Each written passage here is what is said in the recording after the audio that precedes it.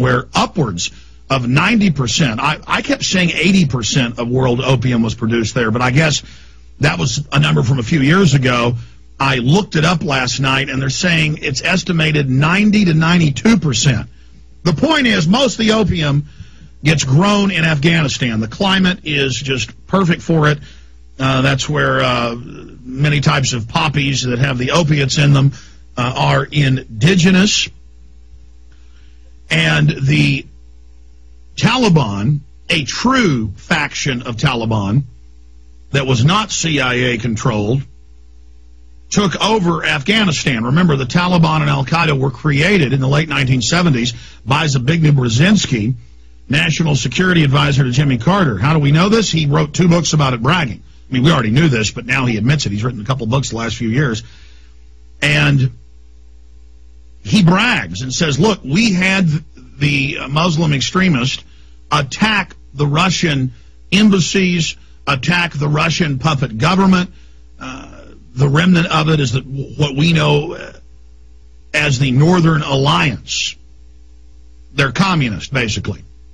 And you know them because they have the short beards and the regular Taliban have the long beards. I mean, it's literally that obvious there in Afghanistan. And, of course, you have the Pashtuns that make up a lot of the Taliban, and there's different subgroups of the Pashtuns, and there's several other groups, and they're always constantly killing each other. That's why no one can conquer Afghanistan, because they're a bunch of hillbillies. And I'm a little bit of a hillbilly. I'm not knocking them for that. They're a bunch of hillbillies that have been killing each other for thousands of years, and they're never going to stop killing each other. And if you get in the middle of them killing each other and fighting with each other, it's a warrior society. It's like the Native Americans. They were constantly attacking their neighboring tribes and constantly taking over different areas. That's why they were so easy to beat, was because you could buy one native tribe off and leverage them against the next tribe you wanted to take over. In fact, the natives would come to the Westerners, to the French and British and German and Dutch and Spanish settlers, and say, hey, we want you to come attack our neighbor and share their land with us.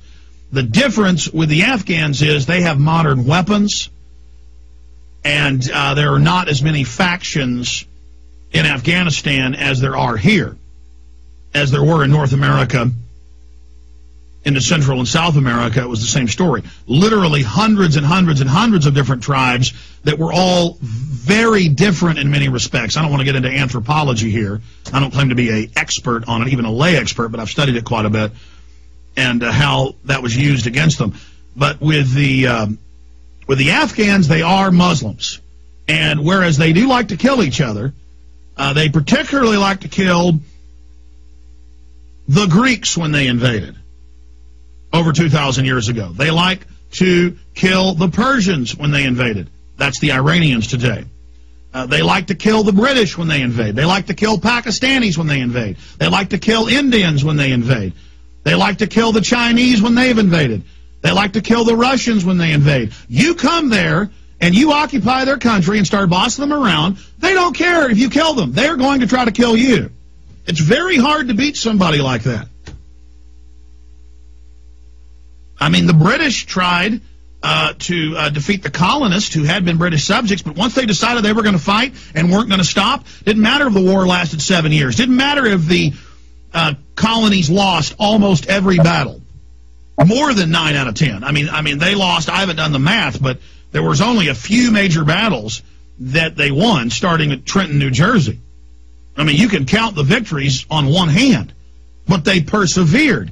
You cannot beat them. You'd have to kill every single Afghan in the country. You know, the Romans had trouble a few times with different groups they couldn't conquer, and when they finally conquered them, they would just kill everyone.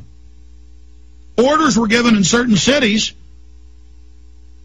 well, in the case of Carthage, just to kill everybody. Don't even take their women and children as slaves and salt the earth so they can't grow crops. Okay, now I'm going off into history lessons, and it's giving me a headache. It may be giving you a headache, so I'm going to move away from that. Middle of the next hour, we're going to look at all these mainstream news articles with headlines like, Taliban caught with U.S. arms. Taliban protected by U.S. Coalition forces protect some Taliban. Taliban flown out to safety. I mean, there's been a lot of new articles, but I want Watson to go over some of the older ones out of the Times of London and other places, MSNBC, where 6,000 Taliban and al-Qaeda cream, the commanders, were taken out of the country. And then all these special forces commanders, a colonel, wrote an article for the San Francisco Chronicle and said, look, I don't know what's going on, but we capture these people, including Taliban generals, and we're ordered to give them money and let them go, and we're reprimanded. Something isn't right. And Pat Tillman started writing letters home to Mama and to other people talking about this, and they murdered him so fast because they can ignore some colonel. They weren't going to ignore that football star coming home and going, look, we're protecting the opium. Because Pat Tillman wasn't stupid. He saw 9/11. He got angry. This office has talked to his brother, and then his brother said he would come on, call him in a few months. We called. The number was changed. I'd like to get Pat Tillman's brother on. I'd like to get his mother, his father on, because that's a big story right there.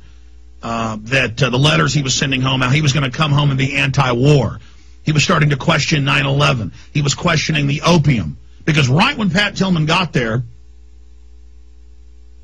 what, a year and a half after the invasion or so? That was when the cultivation of poppies exploded and U.S. troops were ordered to guard it. And I mean, he wasn't stupid. He's like, well, what? I'm guarding opium? I'm going to come home and talk about this. And the boys upstairs said, well, he was useful to us before. Not anymore. Make it look like an accident. We'll tell his mama he was a hero. Send him home in a pine box.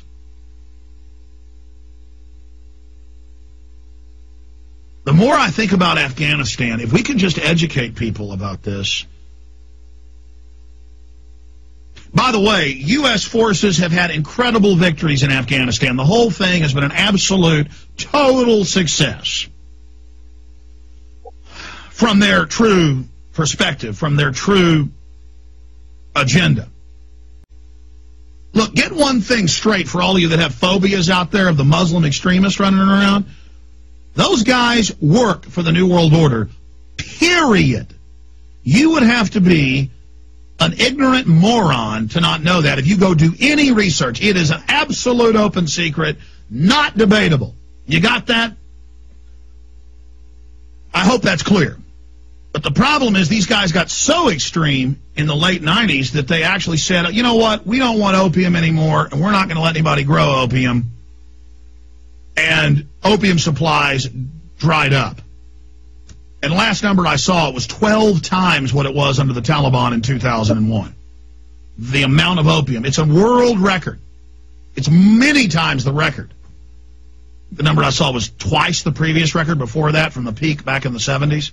The point is that they are just flooding our society with it. And so there were different factions of the Taliban. But those are the factions that then went to the U.S. government and said, Osama bin Laden isn't here. And if you can show us evidence he did it, we'll try to find him and deliver him to you. Those are the only people. The unofficial ambassador to the UN and to the U.S. from Afghanistan, the religious clerics. Those are the guys they arrested. The real Taliban, the real al-Qaeda, whenever our troops would capture them, they just put their hands up. They'd get loaded on C-130s. CIA would walk in and say, fly them into Pakistan, and here's a giant chest of gold. I mean, this actually came out in the news. Oh, you caught the #1 Taliban commander. Here's a chest of gold. Thank you, sir. And the Special Forces commanders are like, well, what are you doing? You take your orders from me. Stand down. Release them. That's how this country works, okay? That's who runs this country. And their C-130s and jets are crashing every year. We see another report of them crashing in the U.S. or Mexico or Asia, filled with heroin, filled with cocaine, filled with child sex slaves. And it's in the news, a tiny blurb, and no one gets in trouble. This is your government. An absolute group of murdering criminals, period. And you've got it compartmentalized where the good FBI, the good police, the good military, they don't know what's going on. Now, there are those that are in the compartmentalized system close to the corruption, and they wake up and start speaking out. They get fired, they get court-martialed, or they get bullets pumped into their heads. We'll be right back. So you get your way. You can believe anything you want. You can, listen to Pat Smalley. You can listen to his brother's testimony in Congress. You can listen to Jessica Lynch's testimony. You can see how the whole thing was staged. I remember Bush landing on the carrier, making all those seamen wait to get home and see their loved ones so that he could make a video presentation how mission was accomplished. And yet Obama, the same CIA people that Bush come from, they sold you people probably with the fluoride in your water because, Sharon Board of Health helps you by putting fluoride in your water. Oh, gosh. Maybe the sports fans could care about their family. How about the cancer rates? How about what it does to you, neurologically? How about the fact it's a toxin? How about it's cumulative? It's more toxic than lead. But the sports fans say, shut up and drink the water. Wrap that flag around you. Let's go kill some people on the other side of the globe. Maybe we'll kill 1 million or 2. We won't call it a Holocaust, though, because we're above that, aren't we? We're above killing people for profits. We're above killing people for bankers.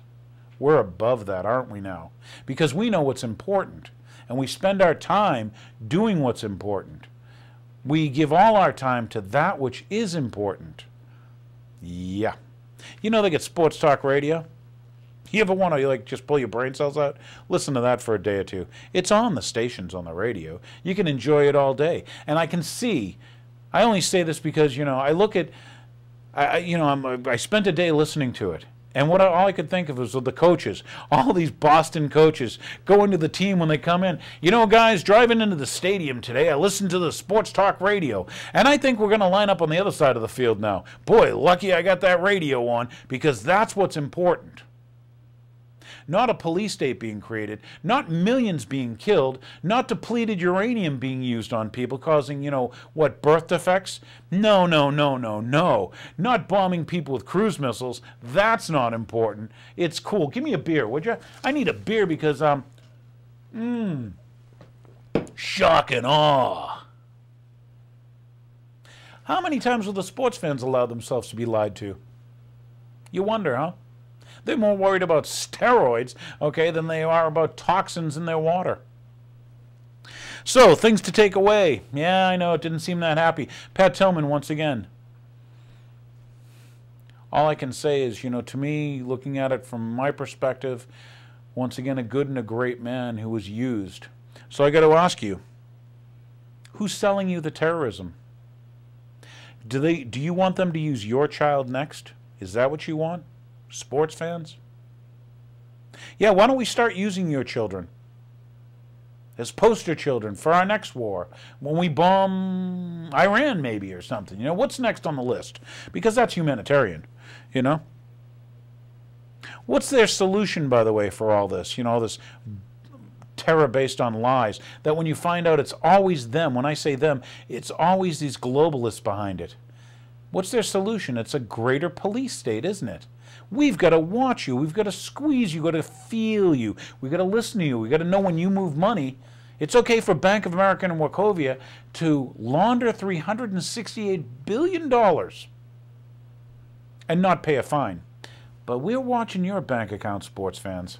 And we need to squeeze your daughter's genitals. Maybe we'll pull the colostomy bag off your grandmother.